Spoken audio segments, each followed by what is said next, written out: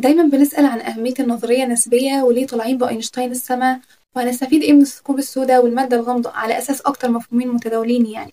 خليني أقولك أحد أهم تطبيقات النظرية النسبية لأحد أهم التطبيقات اللي كلنا ما نقدرش نستغنى عنها، اللي هو الجي بي اس. أيوة يا عزيزي، اللي بيلبسك في حيطة أوقات ده. النسبية العامة بتقول إن الجاذبية بتأثر على الزمن، فاللي بيحصل إن الزمن بيمشي أسرع في الفضاء حيث الجاذبية أقل، وأبطأ على سطح الأرض حيث الجاذبية أعلى.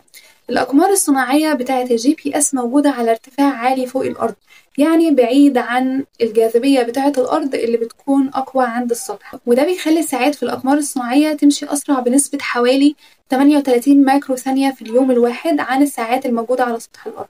لو ما عملناش أي تصحيح للحكاية دي، الجي بي اس هيديك مكان غلط، لأنه هيفترض إن الزمن بيعدي بنفس السرعة في كل مكان، وده ممكن يخلي مكانك يظهر غلط على الجي بي اس بمسافة تتراوح من 6 ل 10 كيلو متر في اليوم الواحد. وعلشان يتجنبوا الغلط ده، العلماء بياخدوا تأثير معادلات النسبية العامة في الحسبان. طب بيعملوا ايه بقى؟ بيعدلوا الساعات في الأقمار الصناعية علشان تمشي أبطأ شوية، بحيث تتوافق مع الزمن الموجود على سطح الأرض. التصحيح ده بيخلي الجي بي اس يقدر يحدد مكانك بدقة متناهية.